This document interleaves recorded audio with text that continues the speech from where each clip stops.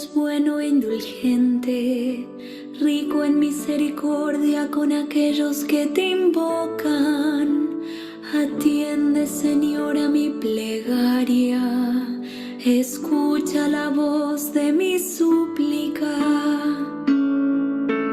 Tú, Señor, eres bueno e indulgente.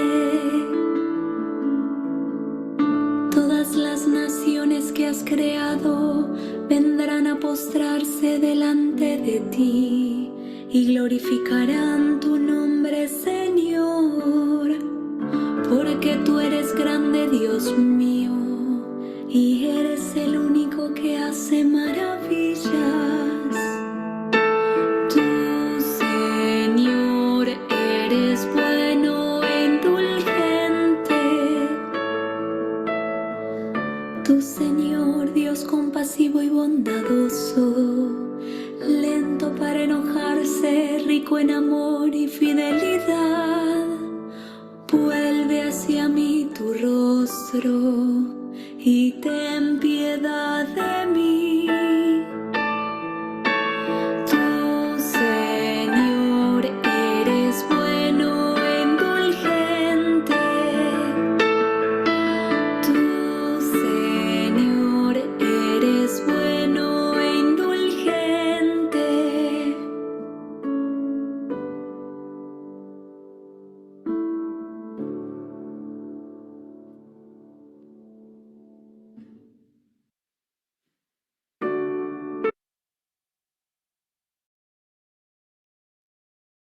Hola, buenas noches. ¿Qué tal? Qué gusto. Aquí búscale perdón, puedes buscar ahí en donde está el grupo y ahí están todos los datos. Perdón.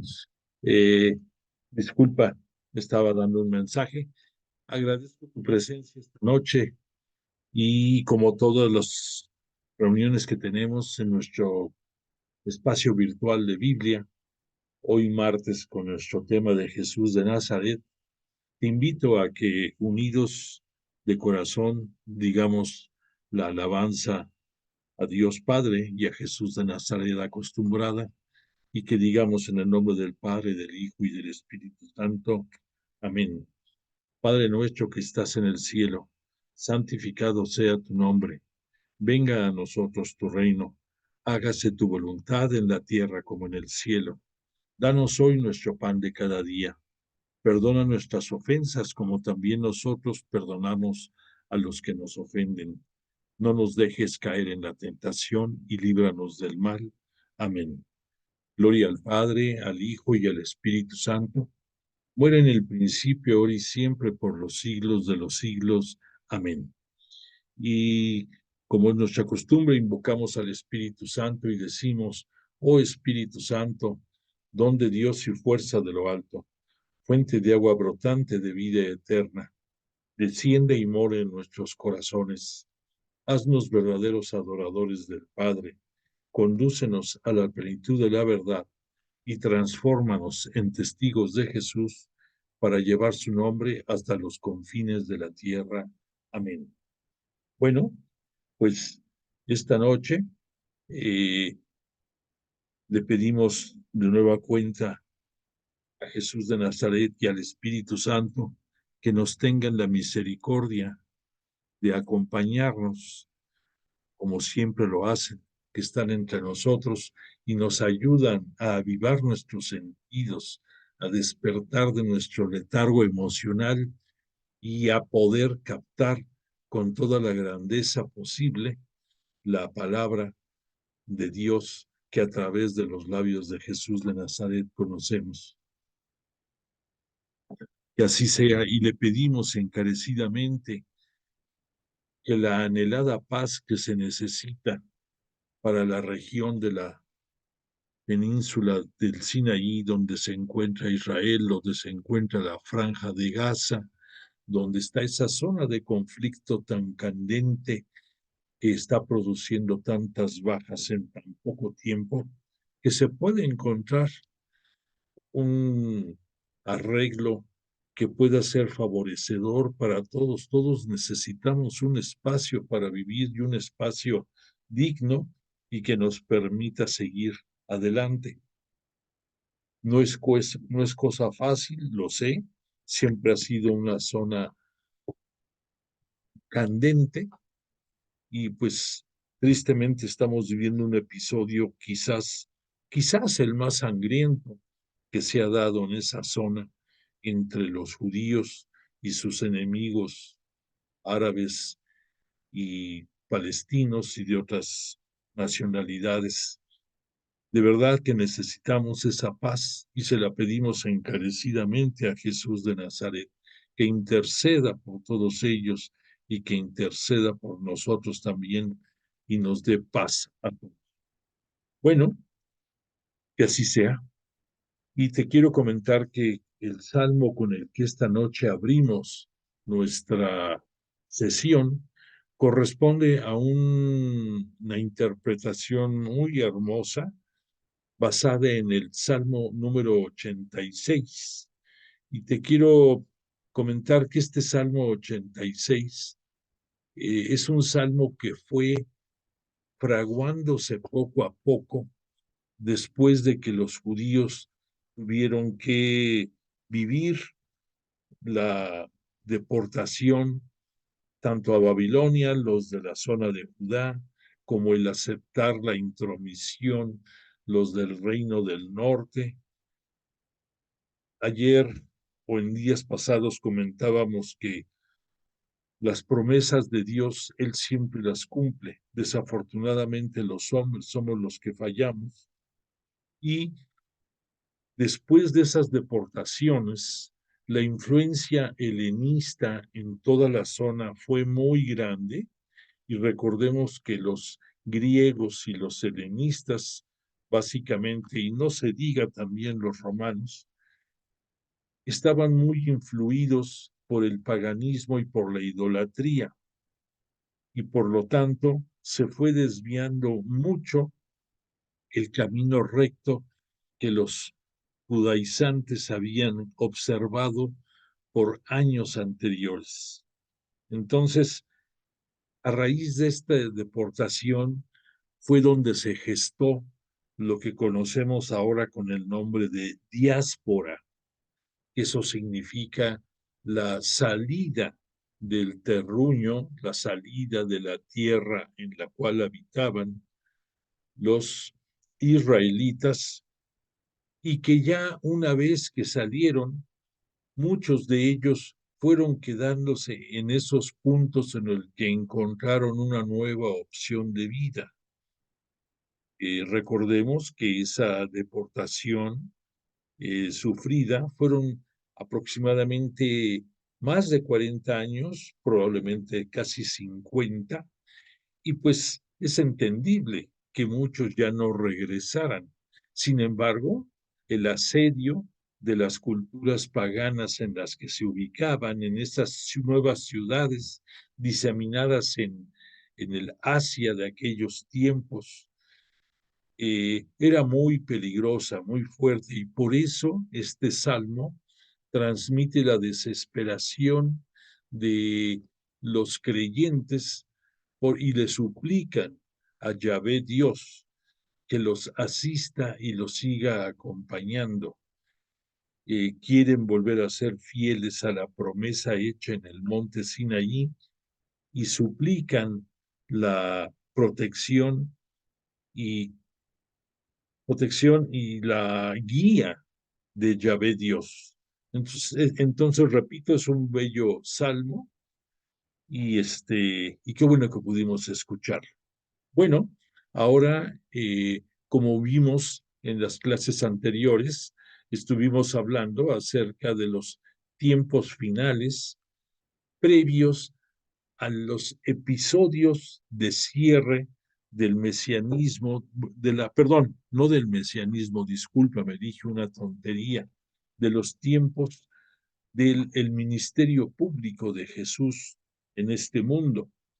Recordemos que Jesús de Nazaret, en los tiempos de la plenitud, fue enviado por su Padre a este mundo y que por obra del Espíritu Santo y por la disposición plena y sin restricción alguna de María Santísima, que ofreció sin condición alguna el que su seno llevara al arca, a la nueva arca de la alianza que era Jesús de Nazaret, es lo que marca la figura humana, la figura terrestre de Jesús de Nazaret, que él va a adquirir, al igual que todos nosotros, los rasgos físicos, los rasgos psicológicos, psíquicos de cualquiera de nosotros, y que es uno más, a excepción del pecado, porque Jesús de Nazaret nunca conoció el pecado y por lo tanto se le cuece aparte. Pero la, el adquirir la fisonomía humana, eso sí fue una gracia para nosotros, y eso fue lo que pudo hacer que él mantuviera su unción hipostática. Te recuerdo que ese término de unción hipostática significa que Jesús de Nazaret jamás dejó de tener la divinidad celeste, aún estando en este mundo, pero que al adquirir los rasgos humanos, se abajó en su divinidad a convertirse en uno más de los hombres, y que viviendo de acuerdo a todos los mandatos y peticiones de su Padre, también él fue desarrollando, que la tuvo desde su concepción, su divinidad terrestre. Entonces él lleva a la par estas dos divinidades, y hasta que después de que haya ofrecido su cuerpo y su sangre en la cruz por la remisión del pecado, hasta después de que haya sido sepultado y hasta después de que haya sido por el Espíritu Santo y por designio, por voluntad de Dios Padre resucitado, asciende a los cielos y allí es glorificado. El término de glorificado es un término excelso en el cual, por cumplir cabalmente todas las instrucciones que le pidió Dios Padre a su unigénito, a Jesús de Nazaret, y por haberlo él llevado al pie de la letra, entonces en su categoría terrestre se gana el derecho a ser glorificado, y por eso en su ascensión a los cielos es sentado a la derecha de Dios Padre, como el lugar que conocemos en todos los reinos, destinado para el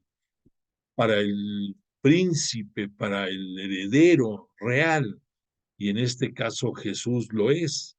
En ese momento, él, además de recibir toda la gloria de parte de su Padre por su magnífica obra realizada, recibe además el título de Señor, que es el título más excelso que puede haber en este mundo, y que lo sitúa en el punto de privilegio más alto, por el cual cuando escuchamos su nombre de Cristo Jesús y de Señor, como dice las Escrituras, no hay rodilla que no se postre ante Él, porque Él desde ese momento que es glorificado, se convierte en el Señor ya no solamente de este mundo que fue creación de Dios para Él, sino que se convierte también en Rey y Señor de todo el universo. Ese Espíritu Santo recibido en su calidad terrestre, en esa categoría, él le pide a su Padre sea enviado a este mundo, concretamente a sus apóstoles. Y este evento se va a desarrollar en el día de Pentecostés, que para que nos situemos correctamente, esto fue el día 28 de mayo del año 30, en el cenáculo de ahí de Jerusalén. y gracias a ese Espíritu Santo enviado, les va a dar a los apóstoles y a todos los discípulos reunidos en ese lugar la parresía, que ese término de parresía significa una voluntad a costa de lo que sea, una decisión, un nivel de inteligencia superior, y que también gracias a ese Espíritu Santo enviado van a comprender muchas de las enseñanzas de Jesús que por sus limitantes humanas los discípulos y los apóstoles tenían, y que gracias a ese envío van a acrecentar su fe en todo lo que las enseñanzas de Jesús, y eso va a permitir el poder cumplir la misión que Jesús les encomendó de bautizar en el nombre del Padre, del Hijo y del Espíritu Santo, y llevar su palabra hasta los confines de la tierra. Y gracias a esta acción va a poder tomar forma la iglesia, la nueva iglesia cristiana católica que Jesús funda y que sostiene en la personalidad y en la dimensión humana de Pedro, la roca en la cual se sustenta su iglesia. Bueno, pues todo esto va a permitir que el nuevo pueblo de Israel, del cual tú eres uno de sus integrantes, nos podamos beneficiar, recibamos la gracia sobre gracia, gracias, así que gracias, vale a la redundancia, a la sublime acción de Jesús de Nazaret de entregar toda su humanidad y toda su grandeza hacia nosotros. Y que además, después con su resurrección y glorificación, no solamente nos redime del pecado, sino que nos abre la opción de tener vida eterna, del cual Él fue el primero que la tuvo, el que inauguró el llegar al reino de los cielos, y fue la primicia que nos permite a todos los hombres que habían muerto hasta la llegada de Jesús, y a todos los que después hemos llegado a este mundo, a ser merecedores de ese gran regalo de poder llegar a la morada eterna por los méritos de Jesús de Nazaret. Te recuerdo que ese gran regalo es para todos nosotros, siempre y cuando sigamos los mandamientos de Jesús, que él mismo los resumió en dos grandes apartados: el amar a Dios sobre todas las cosas y el amar al prójimo como Él nos ama a nosotros. Por lo tanto, pues nos sentimos privilegiados y nos sentimos halagados de poder estar estudiando su palabra. Y como habíamos dicho, para estas clases finales que están coincidiendo con la Cuaresma, vamos a tener especial cuidado en abocarnos a adentrarnos un poco más en lo que es el gran evangelio de Juan. Este gran libro que te presento aquí, que te podrás dar una idea de la grandeza que tiene tanto material como teológica. Es un libro bellísimo del padre Salvador Carrillo Alday, y en él nos vamos a estar basando gran parte de las reflexiones que a partir del día de hoy vamos a estar estudiando. ¿Y por qué lo vamos a estar haciendo? Pues por una simple y sencilla razón. Hemos estado muy pegados a la narrativa de los evangelios, la buena nueva de Jesús de Nazaret, de la mano de los evangelistas sinópticos, que ya te recuerdo son Lucas, Marcos y Mateo, y que en una explicación burda, sencilla, pero que creo nos puede permitir captar la esencia, decíamos como cuando tú te metías a esas máquinas que había de fotografías y te sacaban 3, 4 fotografías en serie y que tú hasta a propósito gesticulabas y tenías expresiones diversas. A fin de cuentas, tú tenías una tira de imágenes que con distinta apariencia, pero reflejaban a la misma persona.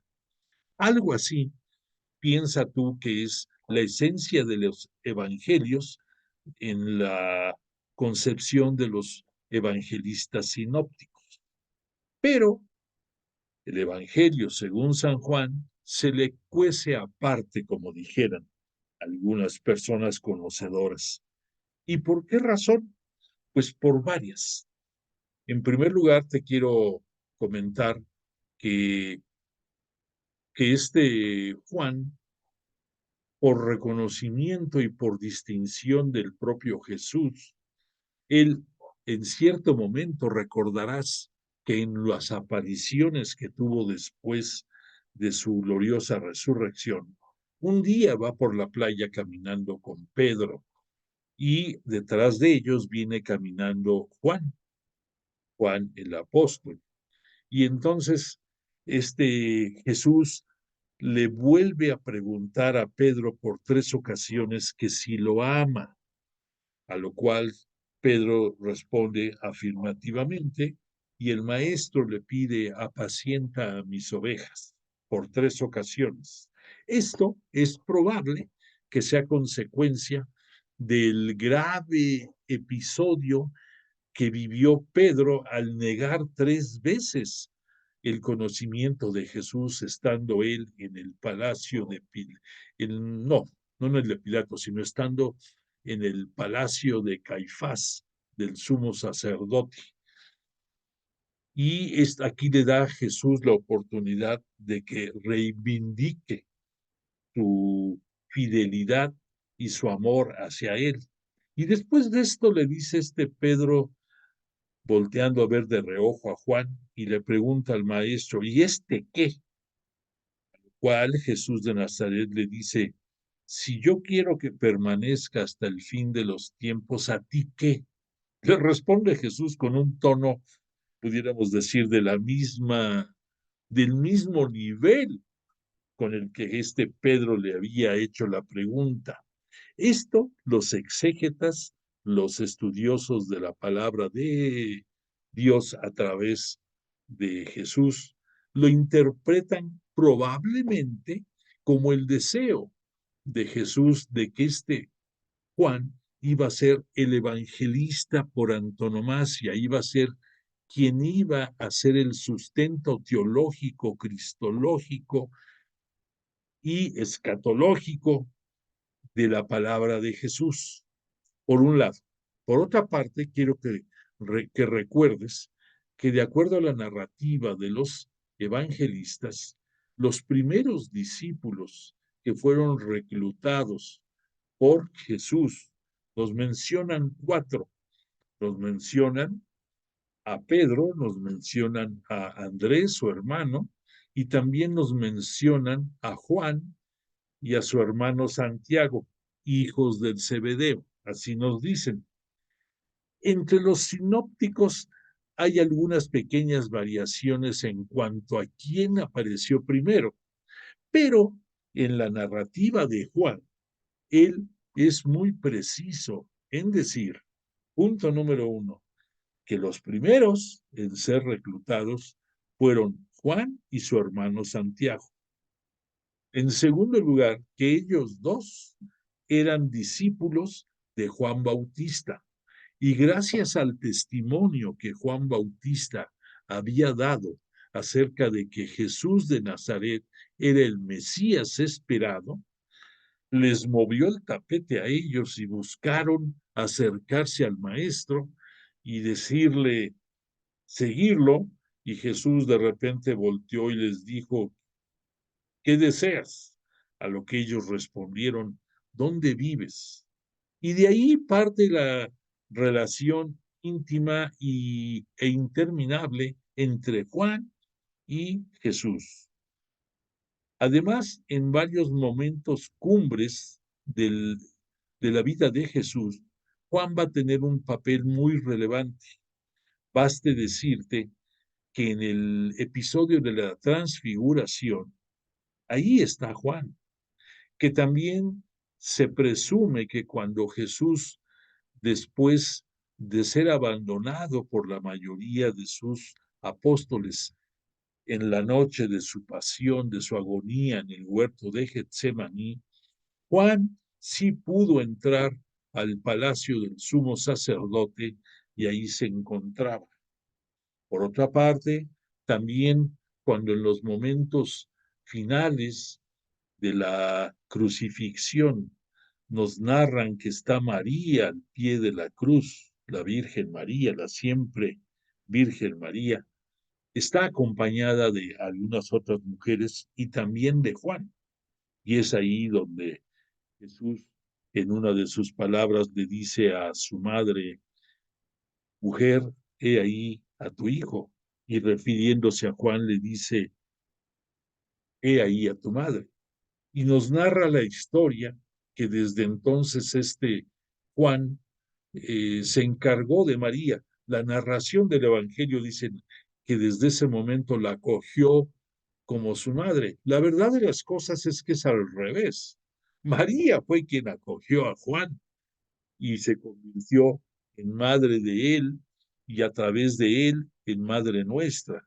Y que gracias a eso, pues Juan pudo tener de primera mano mucha información sobre tantas y tantas cosas que probablemente él y la Santísima Virgen María hayan comentado.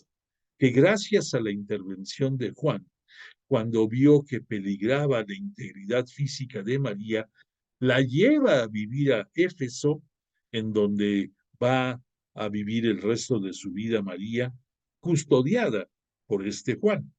Y luego, por otra parte, Juan fue el que nos hizo un evangelio con reflexiones de un nivel ya mucho más elevado que a una simple narrativa como los otros tres evangelistas. Que el Evangelio de Juan fue el último que se publicó. Estamos hablando, al decir publicarse, que apareció en griego y que apareció más o menos por entre el año 90 y 95. Pero pues si pensamos que en esos años ya tenía más o menos 60 años de haber muerto Jesús, había tiempo suficiente para hacer una introspección y un análisis mucho más detallado de parte de Juan, y gracias a eso, él nos presenta un evangelio de una categoría más elevada, con reflexiones muy, muy atinadas y de un mayor nivel. Además de eso, Juan pudo con el paso del tiempo integrar a varios seguidores de él y formar una escuela que en la cual permeó el pensamiento del evangelista, del apóstol, y que dio oportunidad a que sus seguidores pudieran, siguiendo su línea, el poder participar en ciertos momentos de obras de Juan. Porque si tú no sabes, además del Evangelio, Juan escribió unas epístolas, unas cartas también, al igual que como lo hizo Pablo, hay unas epístolas de Juan. Y además de esas epístolas de Juan, existe un libro que es el último libro que contiene nuestra Biblia, que es el Apocalipsis, que Apocalipsis es un término que significa revelación. Y entonces ese libro del Apocalipsis, de la revelación, fue escrito en un mayor, en una mayor participación de la escuela juanina. Y esto es entendible porque la publicación del Apocalipsis fue posterior a estos años y presumiblemente Juan ya no vivía cuando apareció la publicación del Apocalipsis. En fin, por todo esto y por más, tiene una relevancia muy fuerte Juan, y por esa razón, en este tiempo de Cuaresma, concretamente en la Semana Santa, vamos a escuchar en nuestras parroquias el Evangelio según San Juan, y muchas de las reflexiones van a ser consecuencia de los escritos de Juan. Entonces, eh, se me antojó que pudiera ser interesante que tuviéramos no solamente una barnizadita, sino un conocimiento un poco más profundo acerca de la palabra de Jesús por la pluma de Juan, que recordemos que los evangelios todos han sido inspirados por el Espíritu Santo, pero que conlleva, de acuerdo a lo que hemos aprendido en el método histórico crítico, que consideramos la relevancia política, social, económica de una determinada región y en un momento eh, definido, que por otra parte tenemos un texto utilizado de acuerdo al escritor, y por otra parte hay un mensaje teológico que el autor nos quiere dar inspirado por el Espíritu Santo. Entonces, por todo esto, el Evangelio de Juan es sublime. Es sublime porque su Evangelio tiene un uso del idioma griego de muy buen nivel. Por otra parte, es un Evangelio que tiene un mayor número de palabras utilizado en su redacción y, y además Juan tiene unas características muy particulares. Por ejemplo, te puedo decir que la misión del Evangelio de Juan son dos. Una, el hacernos, el ubicarnos, el enseñarnos que Jesús de Nazaret es el Mesías esperado, es el Mesías que las escrituras en el Antiguo Testamento perfilaron, prefiguraron, y que en la persona de Jesús y en su ministerio público se fue dando cumplimiento a todo lo anunciado. Y en segundo lugar, que este Jesús de Nazaret es el unigénito de Dios. Al decir unigénito, no solamente estamos diciendo que es el primogénito de Dios, sino que es el único hijo de Dios Padre. Por eso el término de unigénito. Entonces, esas dos características, en pocas palabras, es la finalidad del Evangelio de Juan. Enseñarnos esas dos cosas. Jesús es el Hijo de Dios y Jesús es el Mesías esperado.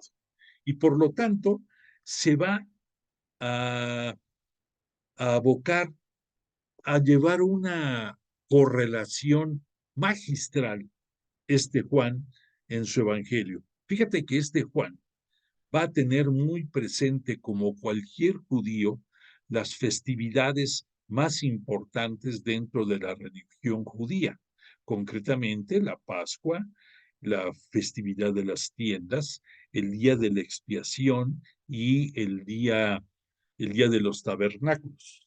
Esas grandes fiestas dentro de la religión judía la va a tener este Juan como anclas de mucho de su narrativa, amparándose en esas cuatro fiestas, por un lado. Por otra parte, este Juan nos va a presentar su evangelio en dos grandes apartados. Uno, que se le denomina el libro de los signos, y otro, que es el libro de la gloria. El libro de los signos significa la narración de los 7 signos de poder, de los 7 milagros que Juan nos va a narrar dentro de su evangelio.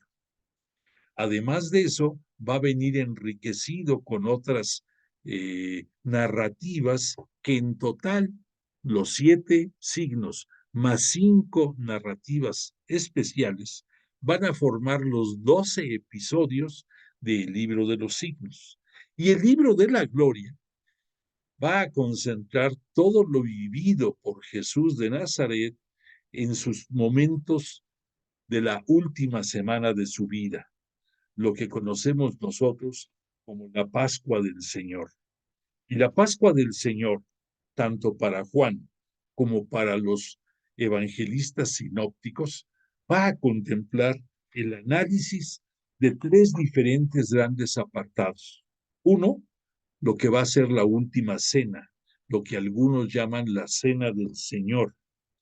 En segundo lugar, la pasión de Jesús, que esta va a venir narrada desde el momento en que sale del cenáculo donde celebró la Pascua con sus apóstoles y se dirigió al huerto de Getsemaní para vivir su angustiosa pasión.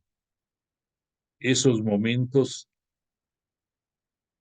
de gran dolor profundo, moral, que lo va a llevar a vivir la angustia más grande que podemos nosotros conocer. Y en tercer lugar, la glorificación de Cristo. Y esa glorificación va a venir como consecuencia de la aceptación de Jesús después de su oración al Padre en el huerto, cuando como cualquier hombre víctima de una angustia indescriptible, se dirige a su padre y le dice palabras más, palabras menos, si es posible que no pase yo esta copa, pero que no se haga mi voluntad, sino la tuya.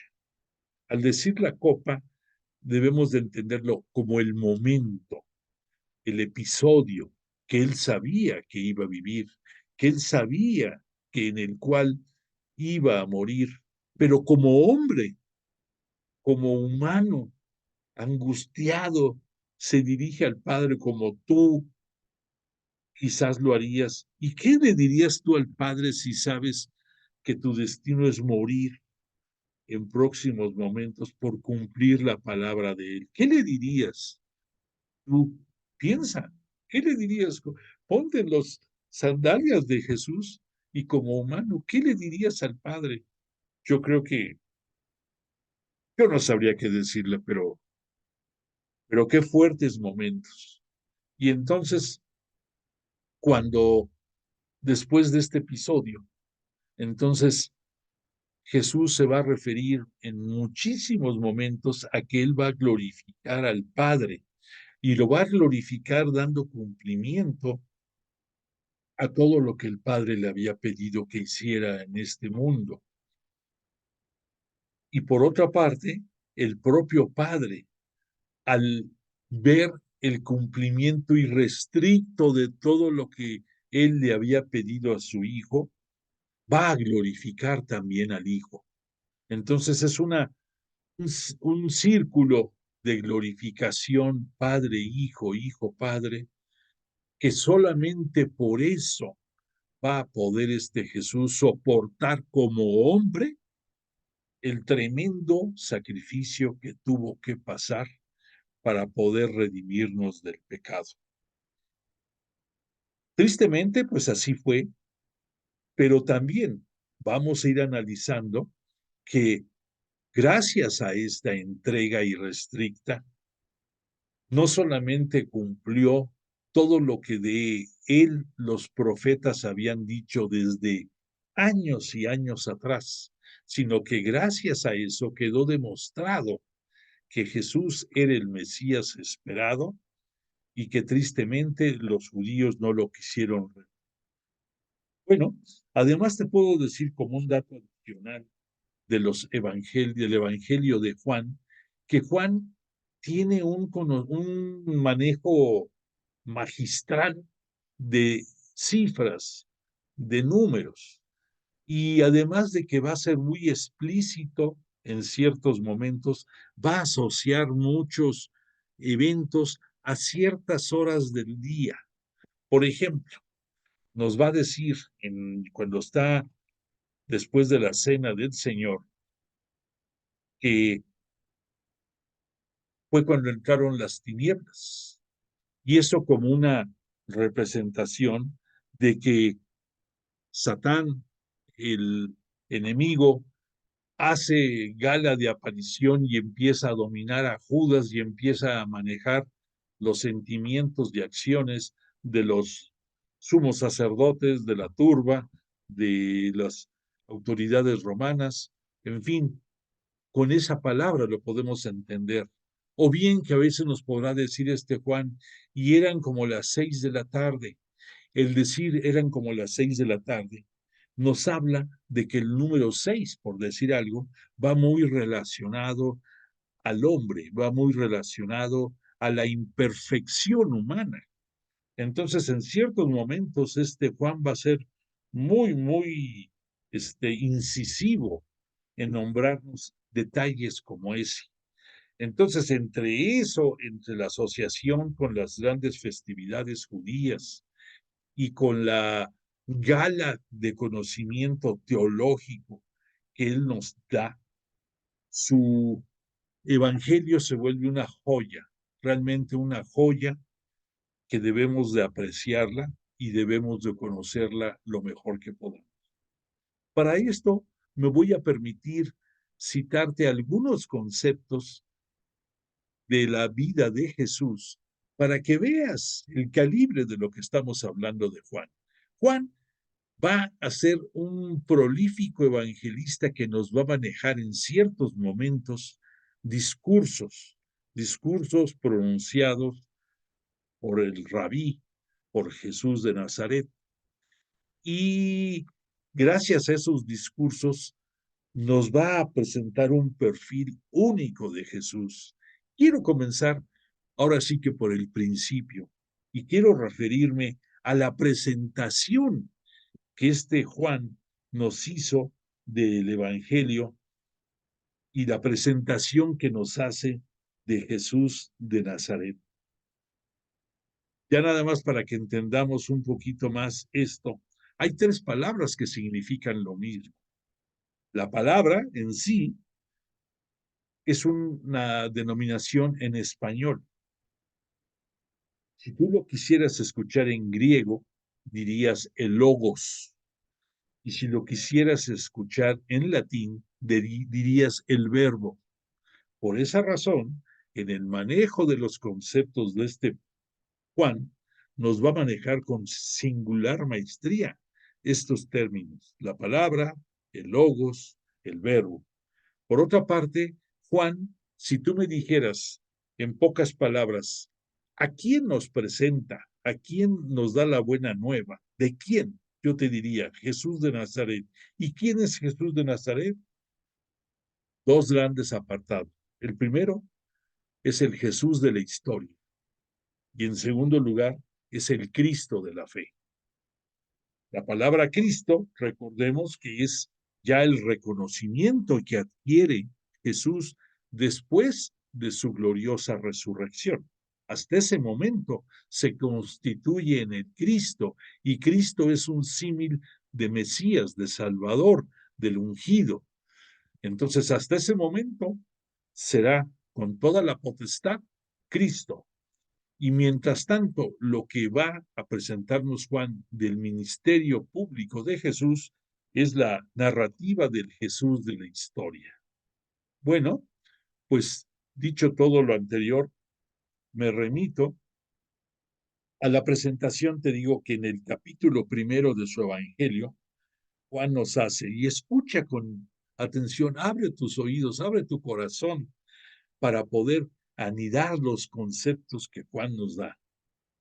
Dice así, perdóname, deja tomar un traguito de agua porque ya no puedo. Perdón. Dice, en el principio existía la palabra estaba junto a Dios y la palabra era Dios. Ella estaba en el principio junto a Dios.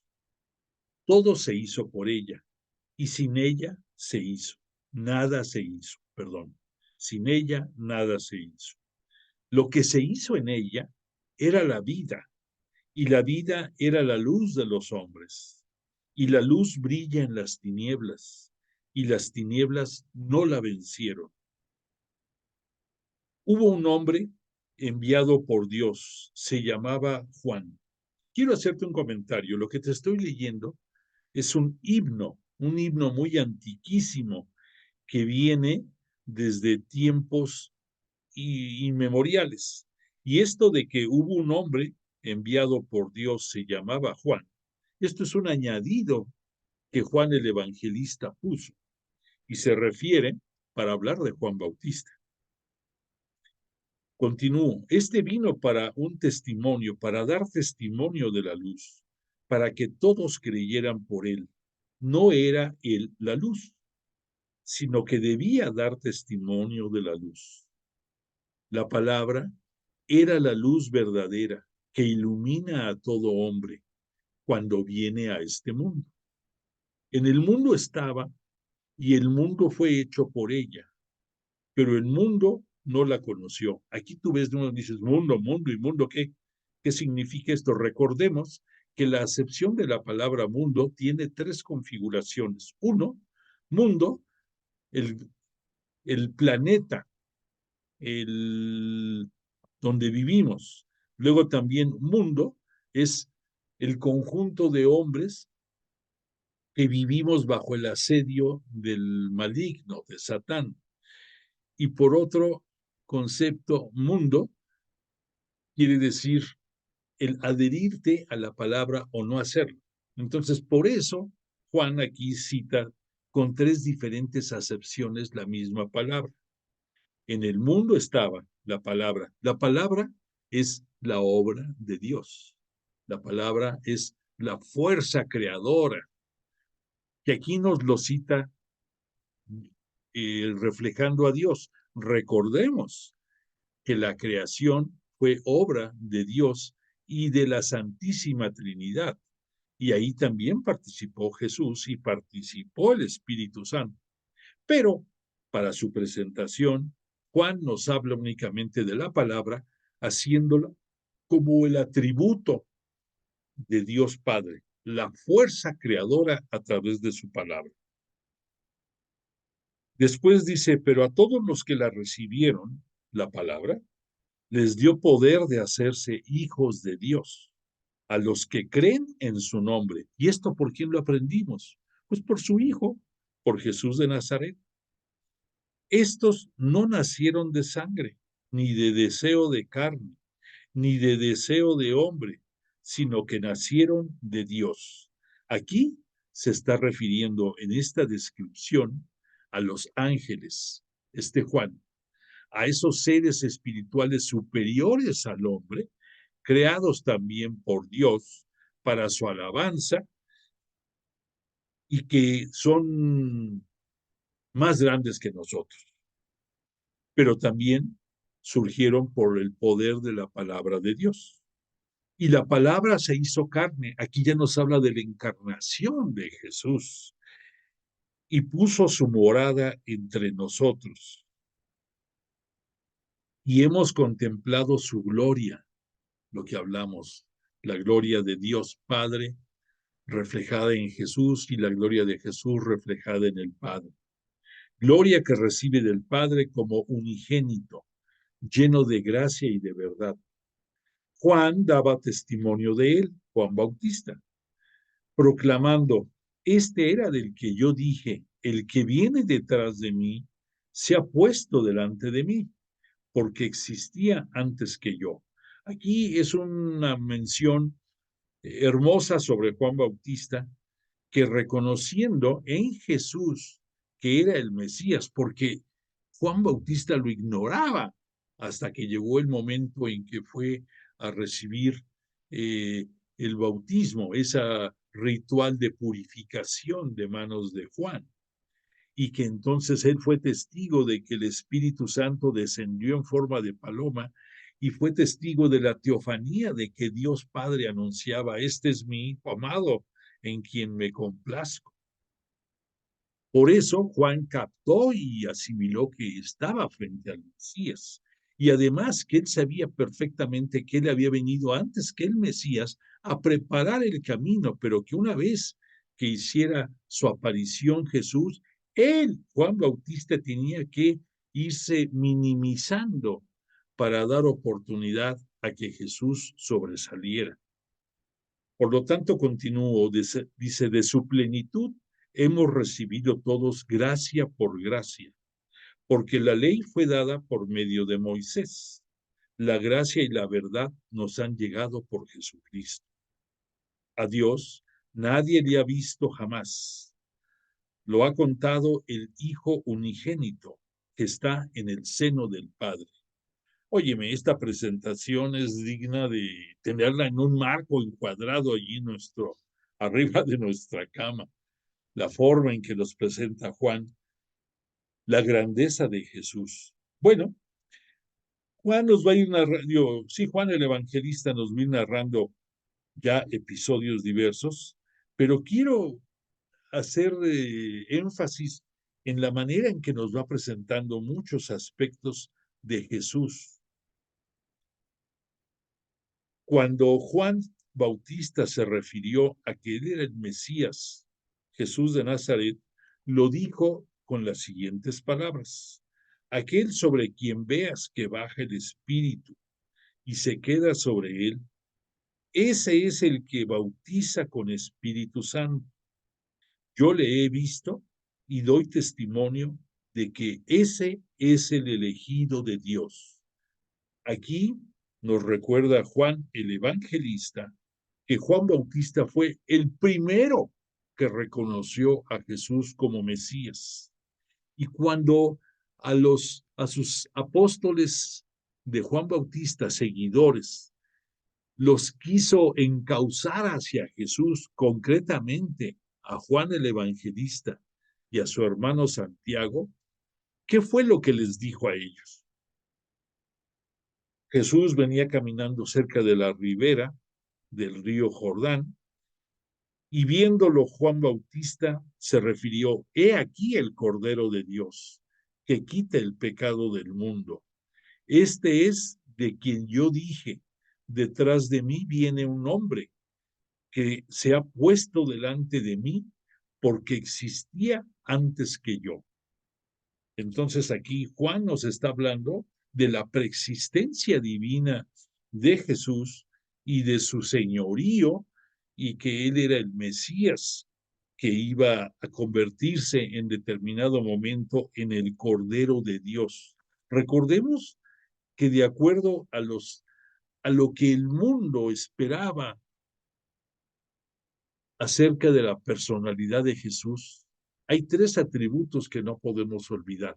El primero, que Jesús es el Mesías. En segundo lugar, que Jesús es el siervo de Yahvé, o sea, que va a cumplir todos los mandatos de Yahvé. Y en tercer lugar, que es el Hijo del Hombre. Este atributo, esta descripción del Hijo del Hombre, es una profecía que viene de Daniel y también de Ezequiel, que se escribió más o menos como 400 años antes de que llegara Jesús, y que a Jesús le encantaba ese término del Hijo de Hombre. Y él mismo se presentó en muchísimos momentos dentro de su ministerio público como el Hijo de Hombre. Todo esto, pues, es lo que los profetas como Isaías, como Ezequiel, como Jeremías, como Daniel, fueron hablando en el Antiguo Testamento acerca del Mesías que tenía que llegar al mundo.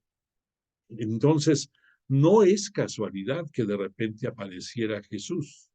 Jesús estaba anunciado en todas estas profecías en diferentes momentos, ya los hemos visto algunos de ellos, y te repito, son profecías que más o menos de 500 años para acá hablaban de su llegada. Entonces, Jesús tenía que venir y estaba destinado desde esos tiempos que iba a ser el siervo sufriente de Yahvé, que iba a sufrir, que iba a padecer, que iba a morir por la remisión de nuestros pecados. Y solo hasta que se dieron las cosas, entendimos nosotros por qué Él es el Cordero de Dios. Ya lo vamos a ver en su momento. Pero entonces, después de todo esto que te estoy diciendo, otro de los episodios más impactantes de los signos que nos va a narrar este Juan fue las bodas de Caná, que ya lo vimos en nuestro estudio. Pero en pocas palabras, aquí la Virgen María eh, invita a Jesús a que provea de vino a los novios de la boda en la cual estaban. Y este signo de poder debemos de entenderlo en toda su grandeza, en lo que conlleva. En primer lugar, nunca nos dijo Juan, en primer lugar, bueno, perdón, Juan es el único que lo cuenta. Los sinópticos no lo cuentan. En segundo lugar, para Juan nos los presenta como la prefiguración de lo que va a ser la institución de la Eucaristía, el día de la Cena del Señor, lo que nosotros conocemos como el Jueves Santo. Aquí nos habla de eso. En tercer lugar, es un signo de poder que María le pide a su hijo que haga y que su hijo le dice, mujer, aún no ha llegado mi hora. Y esta hora de Jesús se refería al momento de su crucifixión, cuando iba a ser elevado, cuando iba a ser contemplado por toda la humanidad y que iba a constituir el nuevo pueblo de Israel, del cual tú y yo formamos parte. Bueno, bueno, ya no sé si tercero, pero en otro de las características, nota tú que no se nos dice quién es el novio ni la novia, no hay ningún nombre, nada más nos cita que era una boda. Y nos deja ver algunos detalles del manejo magistral de Juan. Fíjate, nos menciona que había 6 tinajas. ¿Qué dijimos del número 6? Que el número 6 nos habla de la imperfección humana. En segundo lugar, este signo de poder era muy importante porque era de los primeros eventos en el que acompañaban a Jesús sus discípulos y por lo tanto este signo de poder llevaba una dedicatoria especial hacia sus discípulos. Les está mostrando su poder este Jesús y también los está integrando a la catequesis que va a culminar el día de la Cena del Señor. Y además nos dice este Juan que este fue el comienzo de los signos que realizó Jesús en Caná de Galilea. Después se fue a Cafarnaún con su madre, sus hermanos y sus discípulos. Y ahí ya vino muchos signos más. Bueno, ahora nada más también te cito que también este Juan con especial cuidado nos habló de la presentación del Espíritu Santo hacia Nicodemo, ese estudioso de la ley que nos cita que fue de noche a ver a Jesús. ¿Y qué significa fue de noche?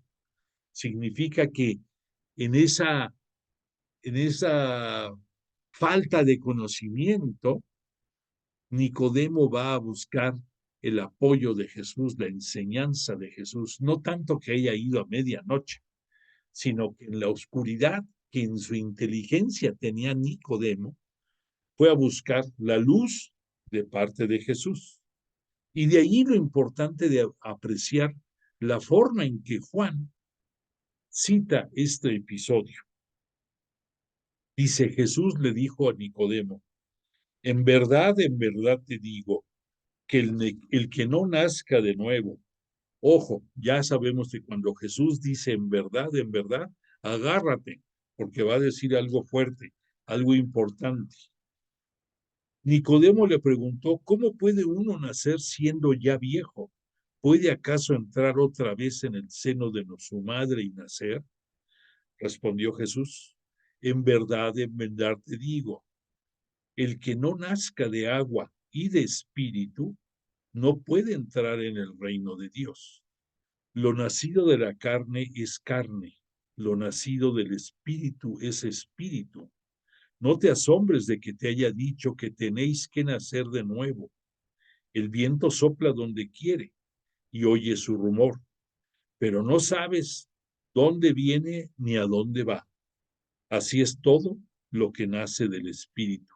Aquí Jesús le está presentando a Nicodemo la gran diferencia de todos los que los judíos habían vivido dentro de la ley y lo que él iba a hacer como su nueva iglesia, de donde los fundamentos de su iglesia, el Espíritu Santo, y la gran diferencia de que dentro de la ley judía, lo relacionado con la ley es la carne y todo lo que eso conlleva, tanto pecados como limitaciones.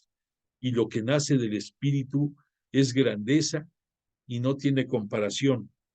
Y lo que decía aquí, lo que le dice Jesús, que lo nacido de la carne es carne y lo nacido del Espíritu es Espíritu, lo vamos a recibir nosotros en el bautismo. Y por eso le dice a Nicodemo, el que no nazca de agua y Espíritu no puede entrar en el reino de Dios. ¿Qué necesitas tú dentro de tus creencias para poder llegar al reino de Dios? Ser bautizado en el nombre del Padre, del Hijo y del Espíritu Santo. ¿Y cuál es el signo físico que tú recibes? El agua, independientemente de la unción del crisma y de otros complementos carismáticos adicionales. Pero el elemento fundamental es el agua y la fórmula. Por eso le dice esto a Nicodemo. Y todavía le dice a Nicodemo, fíjate, en verdad te digo que nosotros hablamos de lo que sabemos y damos testimonio de lo que hemos visto, pero vosotros no aceptáis nuestro testimonio. Si al deciros cosas de la tierra no creéis, ¿cómo vais a creer si os hablo de las cosas del cielo? Nadie ha subido al cielo, sino el que bajó del cielo, el Hijo del Hombre. Y del mismo modo que Moisés elevó la serpiente en el desierto, así tiene que ser elevado el Hijo del Hombre. ¿Qué enseñanza le está dando a Nicodemo? Le está diciendo que va a llegar el momento en que esa cruz que va a estar en la cima del Calvario va a ser la elevación física de Jesús y todo mundo lo va a ver y que todo el que en él crea va a tener vida eterna. Porque tanto amó Dios al mundo que entregó a su Hijo unigénito para que todo el que crea en él no perezca, sino que tenga vida eterna. Esto es la finalidad. Ahora sí que, disculpa la redundancia, la finalidad última de lo que vino a hacer Jesús a este mundo. A que creamos en él y que no perezcamos, que tengamos vida eterna. Ahí está resumido el por qué tenía que venir Jesús hacia nosotros. Porque Dios no ha enviado a su Hijo al mundo para juzgar al mundo, sino para que el mundo se salve por él. El que cree en él no es juzgado, pero el que no cree ya está juzgado, porque no ha creído en el nombre del Hijo unigénito de Dios. Entendamos, Dios Padre no te juzga, el que tiene la potestad de juzgar a los humanos es Jesús, el unigénito de Dios. Pero ¿qué le pidió el Padre a Jesús? Los que te estoy dando, que no se pierda ninguno. Y tú eres uno de esos corderos que no debe de perderse. Y Jesús por lo mismo siempre está cercano a ti. Y Jesús por eso sí te juzga en su momento, pero perdona. Y al instante, a través del ministro de Jesús, tú al confesar tus pecados, recibes el perdón a través de la persona del presbítero, del perdón que te otorga Jesús. Y él se le olvida todo a partir de ese momento. Y el juicio consiste en que la luz vino al mundo Jesús. Pero los hombres amaron más las tinieblas que la luz, porque sus obras eran malas, pues todo lo que obra el mal odia la luz y no se acerca a ella, para que nadie censure sus obras. Pero el que obra la verdad se acerca a la luz, para que quede de manifiesto que actúa como Dios quiere. Qué enseñanzas tan hermosas. Después nos va a estar dando muchísimas enseñanzas más, que te voy a dar nada más unas luces de algunas de ellas, de palabras que Jesús va a decir dentro de su ministerio público, como por ejemplo, nadie puede recibir nada si no se le ha dado del cielo. Recuerda que aquí, cuando le pedían a Jesús que quién le había dado la autoridad o por qué él hacía cosas haciéndose perdonar pecados y otras cosas, si eso era una blasfemia para ellos, que el único que puede perdonar es Dios. Aquí Jesús estaba dando justificación del por qué lo hacía. Nadie puede recibir nada si no se le ha dado del cielo. Más adelante decía también, es preciso que Él crezca y que yo disminuya, lo que decía Juan Bautista, porque el que viene de arriba está por encima de todos. El que es de la tierra habla de la tierra. El que viene del cielo da testimonio de lo que ha visto y oído, pero su testimonio nadie lo acepta. El que acepta su testimonio certifica que Dios es veraz, porque aquel a quien Dios ha enviado proclama las palabras de Dios, porque no da el Espíritu con medida. El Padre ama al Hijo y ha puesto todo en su mano. El que cree en el Hijo tiene vida eterna. El que resiste al Hijo no verá la vida, pues siempre le acecha la ira de Dios. La ira de Dios es el castigo de Dios como lo contemplaban los antiguos. Bueno, aquí esto va relacionado a momentos en que luego dentro del judaísmo recordemos que pedían que para que un testimonio fuera válido tenía que ser dicho o sostenido cuando menos por dos personas. Y Jesús en muchos momentos de su vida dice que él es veraz porque tiene el testimonio de su padre. Claro, los judíos no lo aceptaban, pero era verdad lo que decía Jesús. El que lo envió lo está avalando, lo está respaldando. Entonces tiene toda la vigencia y la verdad las palabras que a través de la boca de Jesús conocemos nosotros. Después, otro episodio cuando estudiamos a la samaritana, cuando Jesús le está presentando el poder del agua viva, el poder del Espíritu Santo. ¿Qué le decía Jesús a la samaritana? Si conocieras el don de Dios y supieras quién es el que te dice, dame de beber, tú se lo habrías pedido a él y él te habría dado agua viva. Después en otro momento le dice, todo el que beba de esta agua volverá a tener sed, refiriéndose al agua del pozo. Pero el que beba el agua que yo le dé, no tendrá sed jamás, pues el agua que yo le dé se convertirá en él en fuente de agua que brota para la vida eterna.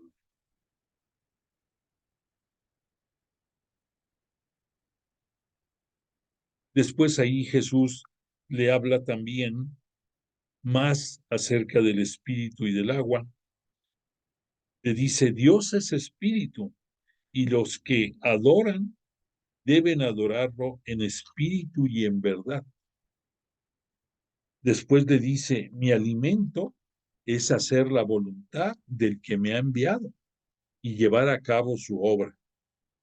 Yo os he enviado a cegar, le dice a sus discípulos, donde vosotros no os habéis fatigado, otros se fatigarán o se fatigaron. y vosotros os aprovecháis de su fatiga. Aquí se estaba refiriendo Jesús a los profetas que habían venido en la antigüedad, que habían venido a dar testimonio de los oráculos de Yahvé, de la palabra de Yahvé, y que habían sido desprestigiados y en muchos momentos asediados y hasta muertos por los judíos. Y aquí Jesús les estaba diciendo a sus discípulos, seguidores, ustedes están aprovechando la fatiga de los que ya no están. Es válido. Recordemos que la salvación es gradual y que en gran parte, antes de que viniera Jesús, a través de los profetas, que son los intermediarios entre Dios y el hombre, y son los que nos dan la voz de Dios, sus conocimientos y sus designios, hasta que llega Jesús, cambian las cosas. Y aún así, recordemos que en muchos momentos, ¿qué dijo el propio Jesús?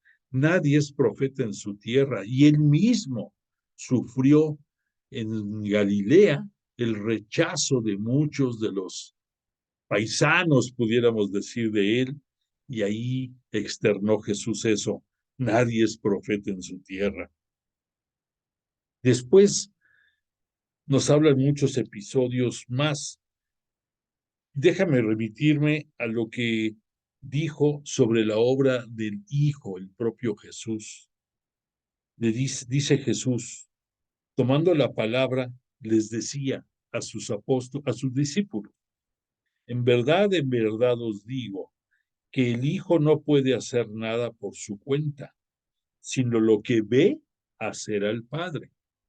Lo que hace él, eso hace igualmente el Hijo, porque el Padre quiere al Hijo y le muestra todo lo que él hace.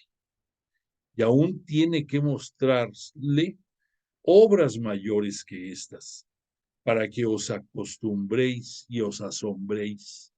Como el Padre resucita a los muertos y les da la vida, así también el Hijo da la vida a los que quiere. Aquí nos está dando a entender Jesús que todas las obras de poder que él hizo fue por el poder de su Padre y por la intercesión de Jesús. El Padre no juzga a nadie, pues todo juicio lo ha entregado al Hijo, lo que te decía, para que todos honren al Hijo como honran al Padre. El que no honra al Hijo, no honra al Padre que lo ha enviado.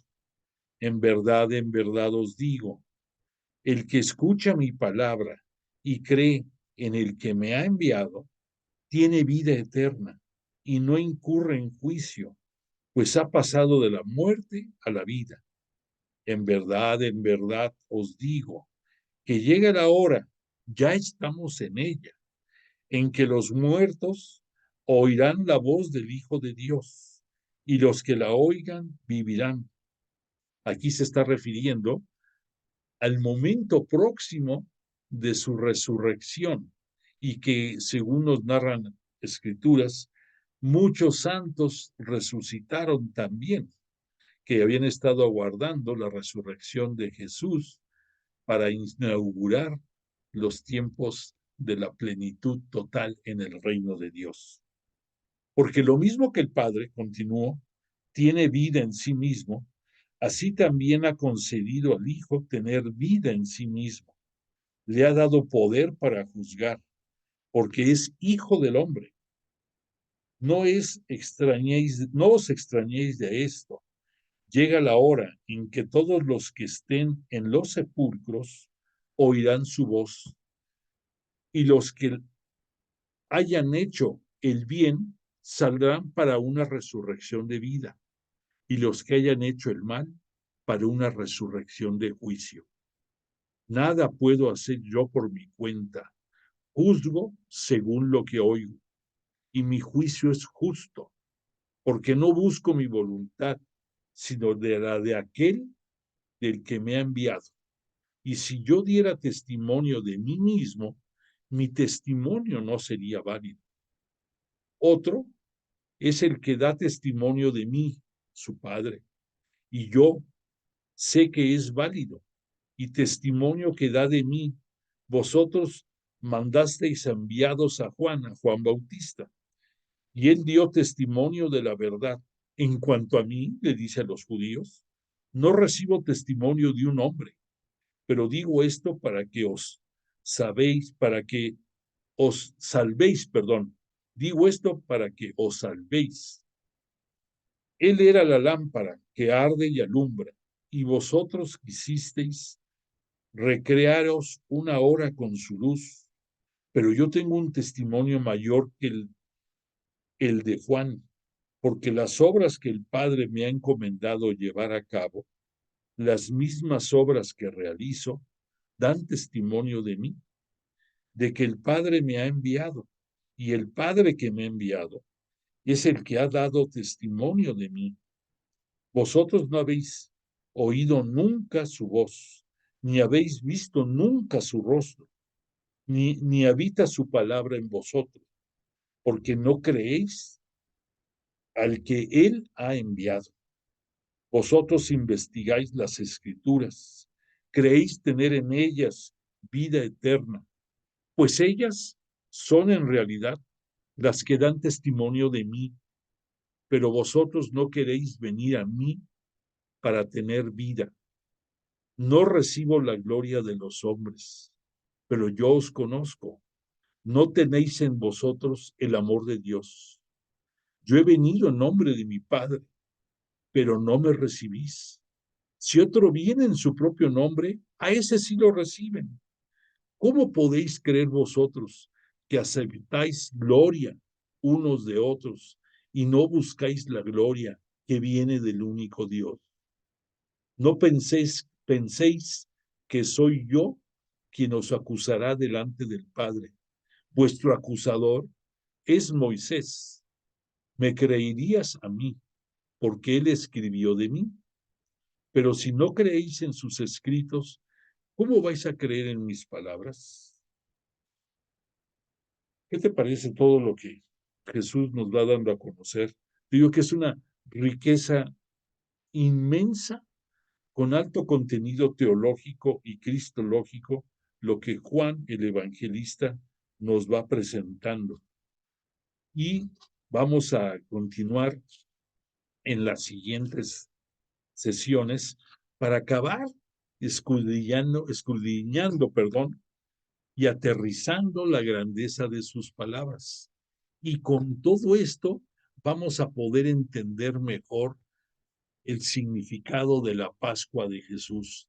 Esos 3 episodios que te dije de la cena del Señor, la pasión de Jesús y la glorificación en su crucifixión, vamos a entenderlos mucho mejor después de que sigamos estudiando su palabra, porque es enorme, y que podamos aterrizar que todo lo que tristemente se vivió con la Pascua de Jesús tenía que ser, estaba anunciado, y que gracias a su cumplimiento podemos nosotros ahora gozar de la vida eterna. Es, es difícil que entendamos que así como los dolores de parto, como nos decía Jesús, son el preámbulo de una alegría sin fin que viene siendo cuando llega la criatura nueva, así Jesús en su vida hacia nosotros. Tristemente tenía que sufrir, tenía que padecer, tenía que pasar de ser el Hijo del Hombre, que repito, no tuvo pecado alguno, tuvo que llegar al final de sus tiempos a ser el más ignominioso de los pecados y a convertirse él en el Cordero que va a ser la nueva víctima. Y por eso vimos que cuando entró al templo, lanzó a los vendedores como una premonición de que se acababan esos tiempos y que ya no iba a ser necesario el ofrecer holocaustos de animales, porque él, Jesús, iba a ser en breve, al mismo tiempo víctima, oferente y a quien se le daría el culto. Iba a tener las 3 particularidades en su misma persona. Entonces, vamos a ir analizando más estos detalles poco a poco, pero son grandiosos. Entonces, si queremos vivir esta Semana Santa de una manera distinta, tenemos que aterrizar todos estos conceptos para dimensionar la grandeza de la vida y obra de Jesús de Nazaret y agradecer el gran sacrificio que hizo por todos nosotros el nuevo pueblo de Israel, por su misericordia y también por su glorificación, el que nos haya dado la opción de tener vida eterna en casa del Padre. Bueno, pues de momento le agradecemos a Jesús de Nazaret y al Espíritu Santo que nos hayan tenido la misericordia de acompañarnos esta noche, como todas las noches, y que nos están abriendo el conocimiento a su palabra. Que lo vivamos, que lo disfrutemos y sobre todo que nos afiancemos de esa fe en Él y en las obras de amar a nuestro prójimo como Él nos ama a nosotros. Te invito a que des constancia de tu participación enviándonos un pequeño mensaje y deseo que tengas una semana grata, plena de salud, de realizaciones, de paz en tu familia, en tus actividades y en tu entorno. Y si Dios lo permite, el próximo martes continuemos estudiando acerca de la bella palabra de Dios a través del Evangelio de Juan el Bautista. Voy a ponerte la canción de cierre, agradezco tu presencia y te deseo bonita noche.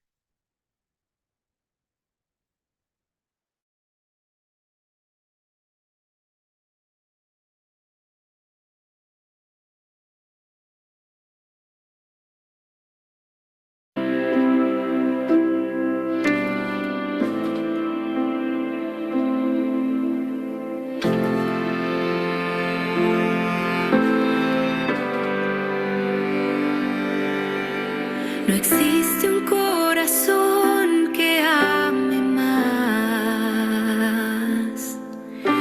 que aquel que dijo sí hasta el final. No descansó, nunca dudó, lo hizo todo con fe y con amor. Desde el principio recibió la gracia que viene solo de Dios. Con su pequeñez y su humildad nos muestra el camino a la santidad.